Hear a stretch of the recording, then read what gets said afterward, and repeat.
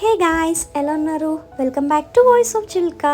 ఈరోజు అయితే మరొక వీడియోతో మీ ఎదురుగా అయితే వచ్చేసాను. వీడియో అయితే ఏంటి అనుకుంటున్నారా? ఐకియా వచ్చామండి మేము. ఆ రోజు లైవ్ కూడా స్టార్ట్ చేశాను, బట్ అక్కడ ప్రాపర్ సిగ్నల్ లేదు, అందుకే లైవ్ ఎండ్ చేసేసాను. మీకు ఇక్కడ వీడియో అయితే తీసేసి చూపిద్దామని అనుకున్నాను, అందుకే వీడియోస్ అయితే తీసేసాను. వీడియో అందరూ చూసేయండి ఫుల్గా. చూసే ముందు లైక్ చేయండి, షేర్ చేయండి, సబ్స్క్రైబ్ చేయండి. అండ్ ఐకియా హైదరాబాద్లో ఉన్న వాళ్ళందరూ మ్యాక్సిమం చూసేసి ఉండుంటారు.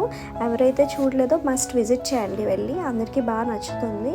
అండ్ ఎప్పుడైనా సరే కొత్త ఫ్లాట్ తీసుకున్నప్పుడు మనం ఇంటీరియర్ డిజైన్స్ ప్లాన్ చేసుకునే ముందు ఐకియాకి వెళ్ళి ఒకసారి అక్కడ అన్నీ చూసుకొని మనకి అక్కడ నచ్చిన ఇంటీరియర్ డిజైన్ సెలెక్ట్ చేసుకొని చక్కగా మన ఫ్లాట్ని కూడా అంతే మంచిగా డెకరేట్ చేసుకోవచ్చు. సో వీడియోలో మీకు అంతా చూపించేస్తాను, చూస్తుండగా మీకు ఒక స్టోరీ అయితే చెప్దాము అనుకుంటున్నాను. మేము లాస్ట్ టైం అయితే వైజాగ్ వెళ్ళామని చెప్పాం కదండి, ఆ రోజు ఒక చిన్న ట్రాజడీ అయితే జరిగింది, అదేంటో మీకు చెప్తాను. సో మీరు వీడియోలో అన్నీ చూస్తూ ఉండండి, నేను అలా చెప్పేస్తూ ఉంటాను. ఆ రోజు అయితే మేము స్టార్ట్ అయ్యామండి. ట్రైన్ మాది 8:30కి, మేమైతే బట్ 7కి స్టార్ట్ అయ్యాము. నేను చెప్పాను మెట్రోకి పోదామని చెప్పేసి, బట్ మున్ని అంది ఎందుకు ఆటోలో వెళ్ళిపోతాం, వెళ్ళిపోతాం అని చెప్పేసి ఆటో అయితే బుక్ చేసుకొని ఆటోకి అయితే వెళ్ళాము.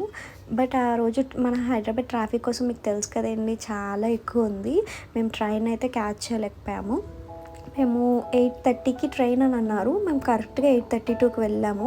ట్రైన్ మాత్రం మాకు బాయ్ బాయ్ బాయ్ అని చెప్తూ చక్కగా వెళ్ళిపోతుంది మా ఎదురుగానే, బట్ మేము ఎక్కలేము, చూస్తూ కూర్చున్నాము. మాకు తెలిసిన వాళ్ళందరికీ కాల్స్ చేసాము, ఎవరైనా లైక్ అది ట్రైన్ ఎలా క్యాచ్ చేయగలము అని చెప్తారా అని అనుకున్నాము. బట్ విజయవాడలో కానీ ఎక్కడ కానీ మా ట్రైన్ క్యాచ్ చేయలేము అని చెప్పారు.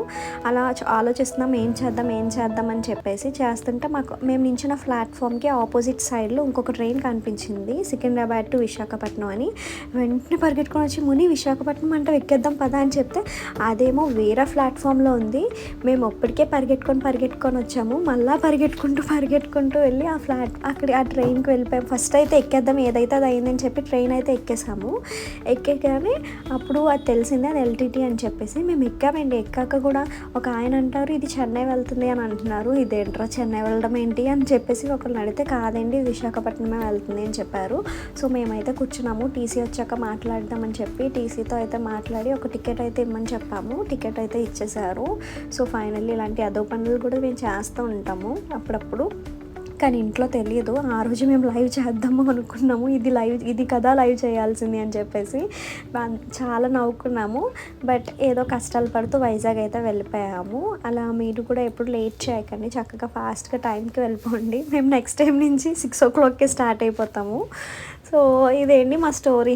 అండ్ ఐకియాలో చూస్తున్నారా అన్నీ ఎంత బాగున్నాయి కదా, ఇవన్నీ లైక్ ఫ్లవర్స్ అవన్నీ అనమాట. మనం బెడ్రూమ్స్లో హాల్స్లో ప్రతిదీ పెట్టుకోవడానికి చాలా బాగుందండి ఐకియా. మీరు విజిట్ చేయండి. అండ్ మ్యాక్సిమం ఫ్రెండ్స్తో విజిట్ చేయడానికి ట్రై చేయండి. ఫ్యామిలీ మెంబర్స్ ఉంటే ఫ్యామిలీతో కూడా ట్రై చేయండి. ఫ్రెండ్స్తో అయితే చక్కగా ఎంజాయ్ చేస్తూ మంచిగా ఫొటోస్ కూడా తీసుకోవచ్చు. అలానే ఫ్యామిలీతో తీసుకోకపోవడం అని ఏం లేదు, చక్కగా ట్రై చేయొచ్చు. ఇక్కడ చూసారా చక్కగా మనం ఎక్కడికి వెళ్ళాలి అన్న చాలా బాగుంది. మంచిగా ఎంజాయ్ చేస్తూ కావాల్సినంతసేపు రిలాక్స్ అవ్వచ్చు. అండ్ క్యాఫ్టీరియా కూడా ఉంటుంది, క్యాఫ్టీరియాలో వెళ్ళి తినేసి మళ్ళీ రిటర్న్ వచ్చేసి మనం అయితే చక్కగా చూసుకోవచ్చు. మేము వెళ్ళింది వీకెండ్ అండి, ఆ రోజు అయితే అస్సలు ఖాళీ లేదు. ప్రతి వాళ్ళు చక్కగా ఫ్యామిలీస్తో వచ్చారు, ఫ్రెండ్స్తో వచ్చారు, ప్రతి వాళ్ళు మంచిగా ఫొటోస్ తీసుకుంటున్నారు. సో మీరు కూడా ఐకియా వెళ్ళకుండా ఉంటే మస్ట్ విజిట్ చేయండి. Thank you for watching the video. Bye.